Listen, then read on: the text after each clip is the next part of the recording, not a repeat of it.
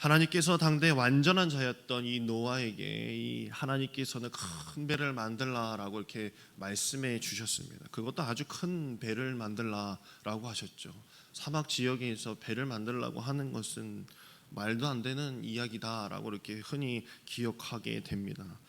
하나님의 사람으로 살아가는 것이 좋았겠지만 그 시대에는 하나님의 뜻대로 살아가는 것보다 자기 뜻대로 나 좋을 대로 살아가는 사람들이 너무나도 많았기 때문에 하나님께서 창조하신 인간의 였지만은 하나님은 그들을 심판하기로 작정을 하셨습니다. 언제 비가 올지 언제 심판의 날이 올지를 몰랐지만 이 노아는 무조건적인 순종을 했다라고 우리는 알고 있습니다. 그래서 성경에서 순종이 제사보다 귀하다라고 이렇게 표현하는 것입니다. 하나님의 놀라운 역사를 경험하는 이 사람들은 말씀에 순종하는 사람들입니다. 어느 날 갑자기 은혜를 주시면서 그 삶 속에 역사를 막 주시는 것이 아니라 순종하며 인내하는 자들에게 그 은혜가 허락된다는 사실을 기억하시길 간절히 소망합니다. 뭐 매일같이 기도하면 아유 저렇게 기도하면 뭐가 되려나 라는 것이 아니라 그 인내하며 그 자리를 지키고 기도하고 또 하나님의 말씀에 순종하며 그 사명을 감당하는 그 자에게 하나님께서 끝끝내 그 미래를 열어주시고 하나님께서 역사를 보여주신다는 것을 기억하는 저와 여러분 되길 한 번 더 소망합니다. 노아가 방주를 지으라는 하나님의 명령을 받았을 때 산에 방주를 짓는 것보다 그를 더 힘들게 한 문제는 언제 비가 올지 모른다는 것입니다. 이 말씀 속에서는 이 100년이라는 시간이 지났다라고 얘기를 하고 있죠. 내가 하나의 기도 제목을 가지고 있는데 하나님께서 분명히 말씀을 해주셨는데 그것이 이루어지지 않는다는 그 모습, 자신을 바라볼 때 내가 이거를 언제까지 기도를 해야 될까라는 생각을 할 수 있을 것입니다. 만약에 이 비가 언제 올지만 안다면은 얼마나 행복했을까요? 그런데 과연 하나님께서 언제 물로 심판하실지를 만약에 알려주셨다면 사람들이 변했을까요? 그렇지도 않았을 겁니다. 거의 대부분 농으로 여겼을 겁니다. 성경은 사람들이 노아가 방주로 들어가는 그 날까지도 깨닫지 못했다라고 이렇게 성경에 보면 나옵니다. 비가 오기 시작하는데도 여전히 노아의 말을 믿지 않았다라고 이렇게 이야기를 하고 있죠. 노아는 그 말씀에 순종하고 이 100년이라는 시간 동안 커다란 배를 지었습니다. 만약에 우리가 교회 건축을 하는데 뭔가 일사천리로 진행이 되지 않는다라고 하면요, 아마 대부분의 사람들이 이건 하나님의 때가 아니야, 하나님의 뜻이 아니야 라고 하면서 대부분 교인들이 빠져나갈 것입니다. 한두 번 어그러지고 지지부진하게 되면 주변 사람들뿐만 아니라 교인들 속에서도 이건 잘못되어 가고 있다, 이건 분명히 아니다 라고 생각할 것입니다. 노아에게 100년이라는 시간이 어떤 시간이었겠습니까?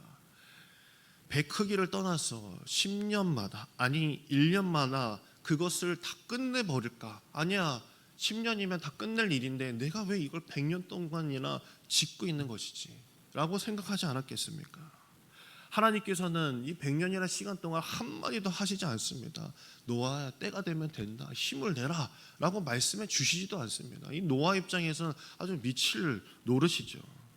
그런데 더 기가 막힌 이 명령은요, 살아있는 모든 생물을 암수 한 쌍씩 데려오라 라고 이렇게 말씀을 하시는 것입니다. 이게 가능한 일이겠습니까?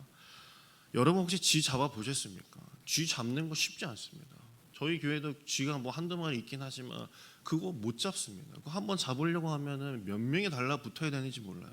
근데 하나님께서는 그거 알아서 온다고 말씀하시지 않는데 그거 암놈 순놈 하나씩 다 들어와야 된다라고 말씀을 하세요. 이거 무엇 하나 순종할 수 있는 일이 하나도 없습니다. 우리가 순종하지 못하는 이유는 무엇일까요? 내가 할 수 없는 일이라고 생각하기 때문입니다. 어쩌면은 이 노아뿐만 아니라 수많은 사람에게 아브라함 같이 하나님을 말씀하셨을지 몰라요. 너가 혹시 이거 감당할 수 있겠니? 너가 이거 혹시 감당할 수 있겠니? 라고 물으셨겠죠. 그 중에 하나 응답한 게 이 노아일 것입니다. 그렇기 때문에 노아가 그것을 순종하고 인내한 것이죠. 연약하고 부족해도 순종하겠다라고 나서면요, 길이 보이게 되어 있습니다. 그때 능력이 생기게 되어 있는 것입니다. 하나님께서 순종하는 자에게 순종의 힘도 더해 주시는 것이에요. 순종한 노아에게 하나님께서는 기가 막히게 역사하십니다. 그 방주문을 열어놓는 그 순간 새, 가축, 땅에 기는 모든 것들이 종류대로 노아에게 나아온다라고 6장 20절에 보면 정확하게 나와 있습니다. 제 발로 나와왔다라고 이렇게 이야기하고 있습니다. 노아는 제 발로 오는 동물들, 그 동물들을 접수만 하게 되면 되는 것이었습니다. 이게 하나님의 일하시는 방법입니다. 그냥 아무렇게나 있는데 기어 들어오는 게 아니라 하나님의 말씀에 순종하는 자에게, 기다리고 인내하는 자들에게 하나님께서는 보내주시고 인도해 주신다는 것이에요. 우리 교회도 마찬가지 아니겠습니까?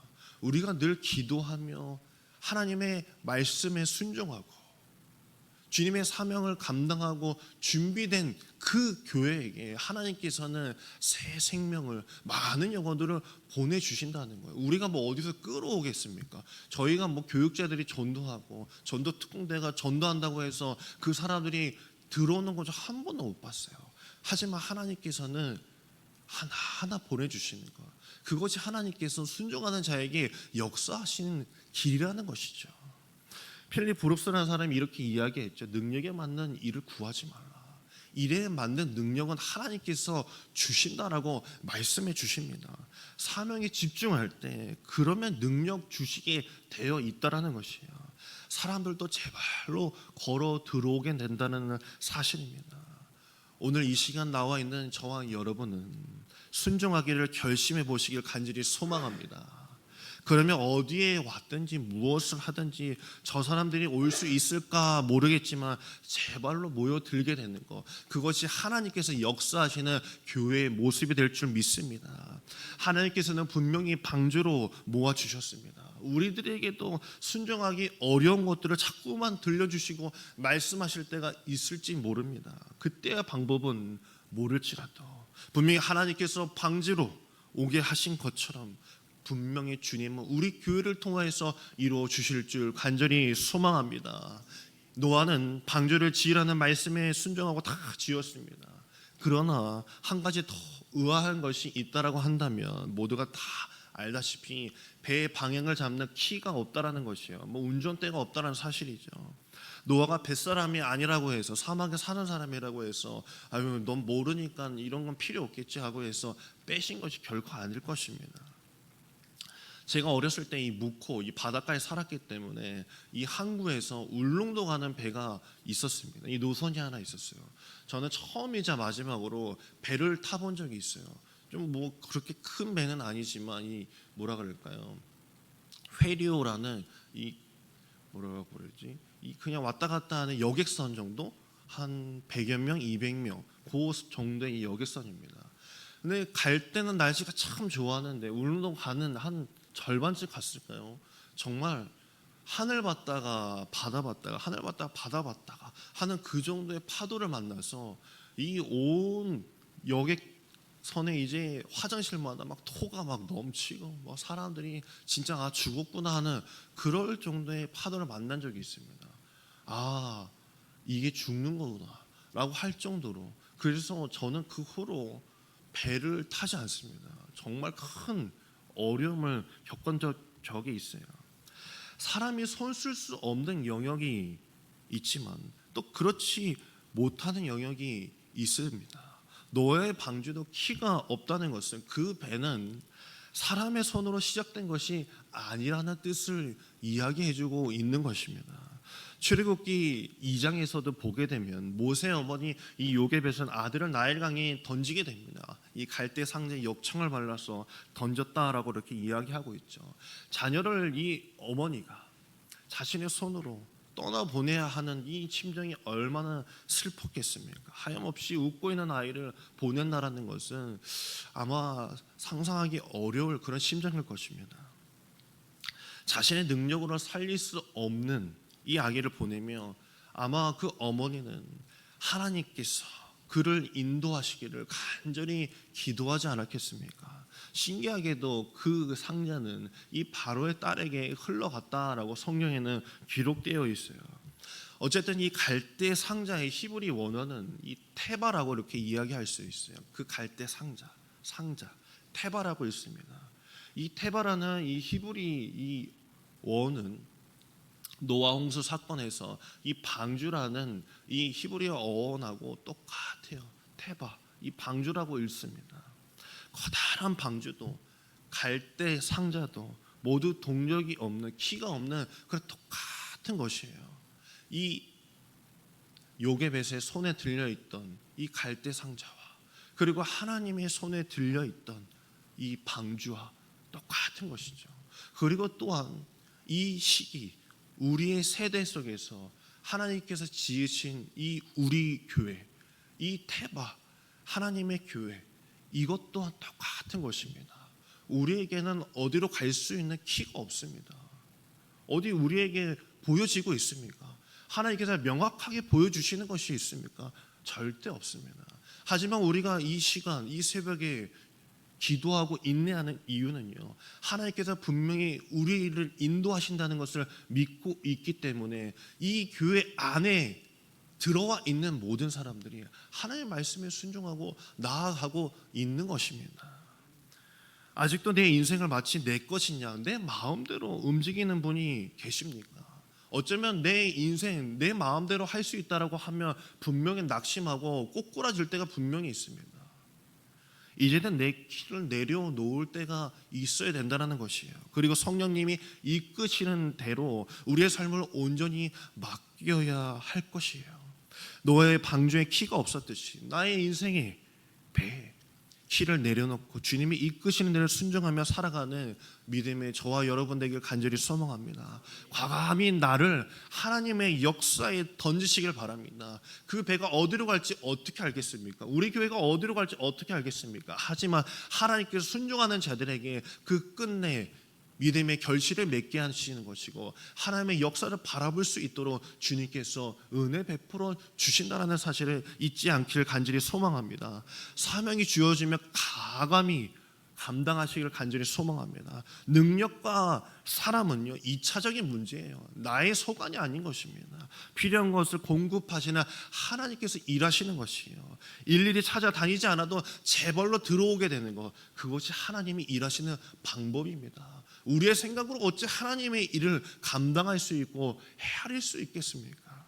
순종을 해본 사람들만이 아는 것입니다. 순종하며 하나님이 주시는 것, 순종하며 하나님께서 인도하신다는 것, 주신 말씀대로 순종하였을 때 귀한 열매를 맺을 수 있다라는 것, 그것이 하나님께서 주시는 귀한 메시지입니다. 내 수준이 아니라 하나님의 수준의 승리를 경험하길 간절히 소망합니다. 세상에 성경 말씀, 이 말씀 없어진다 할지라도요, 우리 눈에 다 사라진다 할지라도 세상 사람들이 우리의 신앙인들을 바라보고 그 삶을 보고 다시 복음을 쓸 수 있도록 우리는 그 말씀대로, 하나님의 말씀 그 순종대로 살아내야 되는 건 우리가 이 마지막 세대, 이 교회라는 이 태바 속에서 우리가 행해야 될 가장 귀한 일이라고 생각이 되어집니다. 그 마지막 세대들은요, 그 노아 시대 때는 노아를 바라보면서 저것이 하나님의 말씀이겠거니라고 여겼습니다. 그리고 홍수가 시작되었을 때 저자가 진짜 하나님을 보였던 자구나라고 깨닫기 시작했어요. 우리 굿모닝 교회가 이 마지막 시대에서 하나님의 교회로 남기를 간절히 소망합니다. 믿음으로 순종하였을 때 그 끝내 하나님의 믿음의 순종의 결과를 맛볼 수 있는 저와 여러분에게 간절히 소망합니다.